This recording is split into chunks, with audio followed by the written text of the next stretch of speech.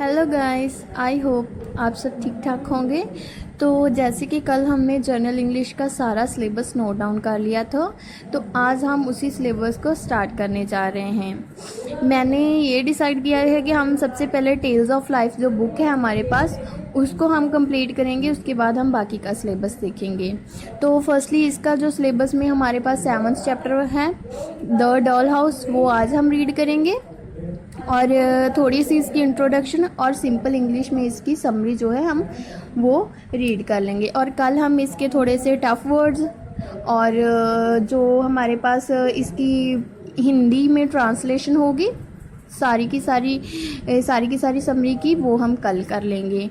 और जिसके पास जो अगर तो बुक है तो वो अपनी बुक ले ले साथ में स्टडी करने के लिए।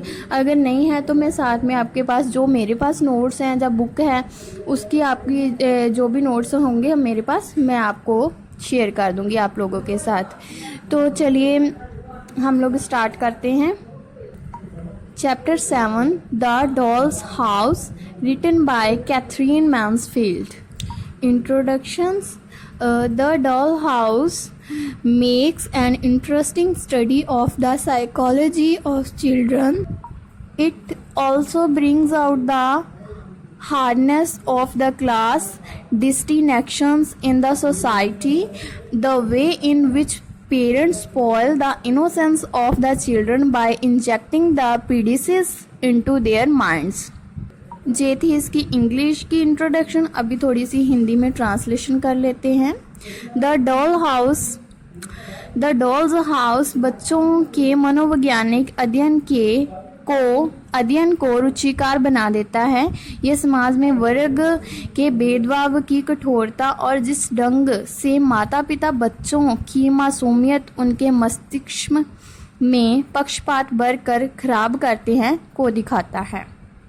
सिंपली लैंग्वेज में देखें तो उन्होंने ये कहा है कि द डॉल हाउस ऐसी एक स्टोरी जहाँ क्या है चैप्टर है जो बच्चों के मन को थोड़ा सा इंटरेस्टिंग कर देता है। और ये सब भी हमें इस स्टोरी में देखने को मिलेगा कि कैसे एक पेरेंट्स होते हैं वो बच्चों को, मतलब कि जैसे हम बोल सकते हैं अलग अलग चीज़ें, जैसे मस्तिष्क में भेदभाव उनके, जहाँ किसी जाति को लेके, जहाँ ऊंच नीच को लेके वो भेदभाव बच्चों के मन में डाल के उसकी जो हैगी मेंटालिटी को ख़राब कर रहे हैं। और इसी के बारे में थोड़ा सा डिस्कस किया गया होगा इस चैप्टर में, वो हम देखेंगे। चलिए हम समरी रीड करते हैं। Mrs. Hay had been staying with the Burnells. She went back to town and sent the children in the doll's house.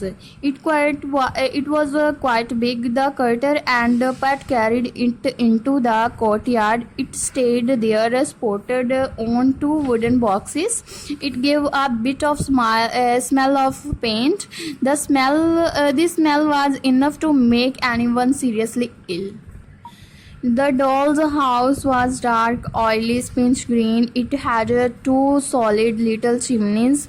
They were painted red and white. The door stone was with yellow varnish. The door was like a little slab of toffee. It had 4 windows divided by panes. There was a very small porch. There were big lumps of thick paint hanging along the edge. It was indeed a perfect doll's house. Pat, who was cart driver of the Burnells, opened the doll's house. A drawing room and the dining room could be seen. There was also and the kitchen and 2 bedrooms. The Burnell children had never seen anything like this doll's house. All the rooms were prepared. There were pictures on the walls, painted on the paper with gold frames complete. Red carpet covered and all the floors except the kitchen. There were red plush chairs.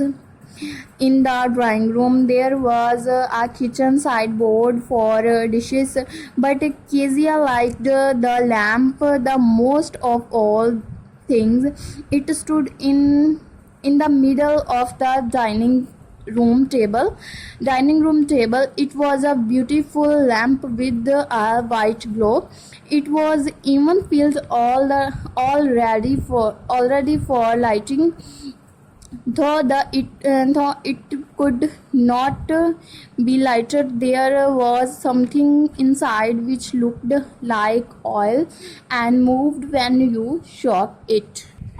The father and the mother dolls, who lay very stiff, and their two little children asleep upstairs, were really too big for the doll's house. The lamp seemed to smile at Kezia. The Bernal children could hardly walk to school fast enough the next morning. They were easier to tell everybody about their doll's house before the school bell rang. Isabel wanted to tell because she was the eldest. Isabel was bossy. She was already always right. Lottie and Kezia knew too well the powers that went with being the eldest. She further said that she had been ordered by mother to decide who was to come first and see the doll's house first. Actually, it had already been decided that two girls at the time should come and look at the doll's house. Isabel was to point out the beauties, and Lottie and Kezia was required to look pleased. Isabel reached the school a bit late. Isabel tried to look very important. She whispered to the girls near her that she had got something to tell them at playtime. Playtime came and Isabel was surrounded. The girls of her class nearly fought to put their arms around her to walk away with her and to be her special friends. She held quite a court under the big pine trees at the side of the playground. The little girls pressed up close.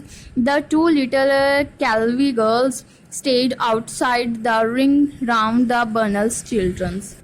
The school where Bernal's children study was meant for children whose parents belonged to various walks of life. They were the children of judges, doctors, shopkeepers, and the milkmen. Many of the children did not mix with the Calvis, though they walked past the Calvis with their heads in the air, and as they set the fashion in all matters of behavior, the Calvis were avoided by everybody. Even the teacher had a special voice for them and a special smile for the other children when Lil Calvi came up to her desk with a bunch of dreadfully common-looking flowers. The Calvi girls were the daughter of the smart, hard-working little washerwoman. Their mother went from house to house collecting clothes for washing. It was said that the father of the Calvi girls was in jail. They used to be dressed in bits given to her by the people for whom she worked. Lil, the example, who was a stout, plain child with a big freckles, come to school in the dress made from the green tablecloth of the Bernals. Her red sleeves had been made from the Logan's curtains. Her hat was a grown-up woman's hat.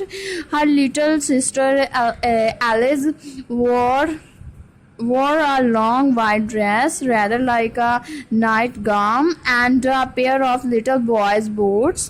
She looked strange. She had cropped her hair and big slum eyes.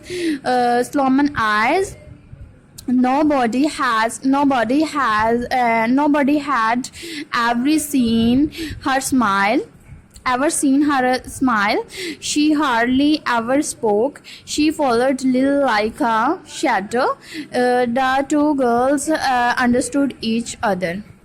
Isabel went on the describing the various beauties of the doll's house. She was helped by Kezia in giving fuller descriptions of the certain things. Isabel chose two girls who were to come back with them that afternoon and see it. She chose Amy Cole and Lena Logan. The other were told that they all would have a chance to see the doll's house, only the Calvis moved away forgotten. Days passed, more and more children saw the doll's house. It became the one subject. During the break, the school children often talked about the doll's house belonging to the Burnell children. The Calvis were always within hearing distance. Kezia asked her mother if she could ask the Calvis just once to come and see doll's house. The mother was not at all willing to have the Calvis visit their home for seeing the doll's house. With the passage of time, interest in the doll's house began to the decline. One day it was a dinner hour. The children stood together under the pine tree. They saw the Calvis eating out of their papers. They wanted to be horrible to them. Amy Cole started the whisper. Isabel Burnell said that it was indeed very awful. She made eyes at Amy. Lena went dancing over to the Calvis. She said in a shrill voice that Lil Calvi was going to be a servant when she grew up. Instead of answering, Lil only gave her silly smile. Apparently, Lil remained calm. The girls began to chatter.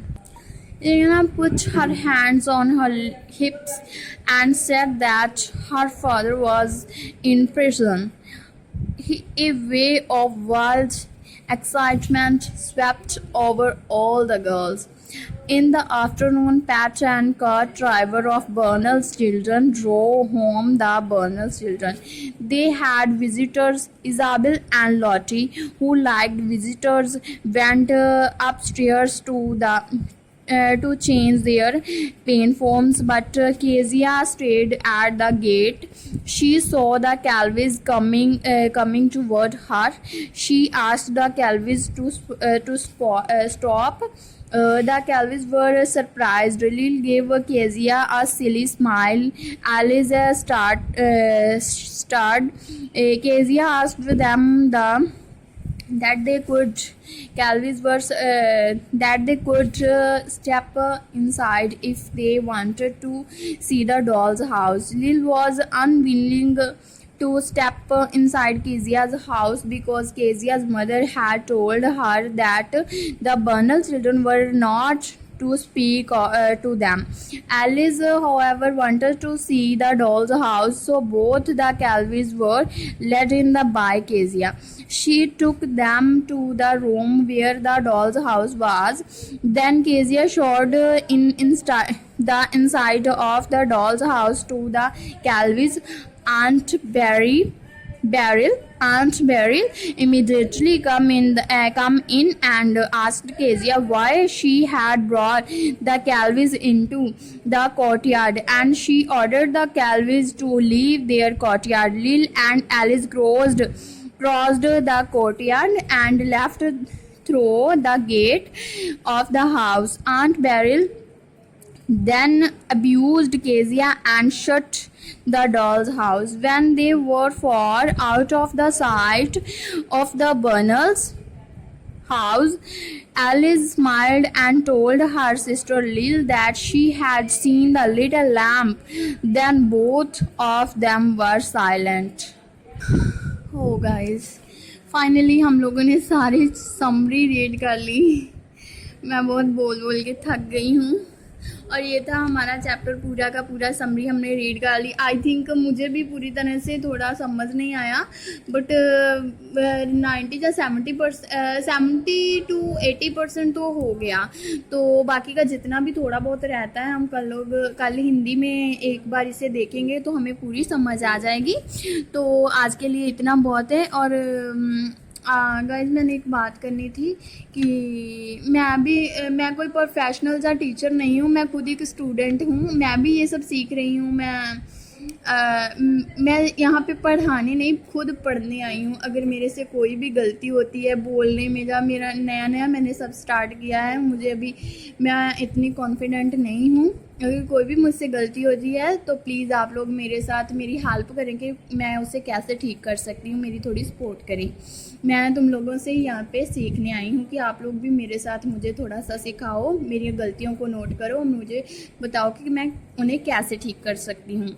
तो please मेरी support करना। Bye bye, thank you, keep supporting. And the last one, video आज की बहुत लंबी हो गई है तो मैं थोड़ा सा इसे फास्ट ज़रूर करूँगी अगर हो सका तो, कि टाइमिंग जो है थोड़ी कम हो और हम लोग बोर ना हो। वैसे तो बोरिंग ही यह चैप्टर, वैसे पढ़ना तो पढ़ना ही है, पढ़ना है तो उसमें बोरिंग वगैरह ये सब तो नहीं सोचना है, पढ़ना है तो पढ़ना है। चलिए ठीक है, बाय बाय, टेक केयर, कल मिलते हैं।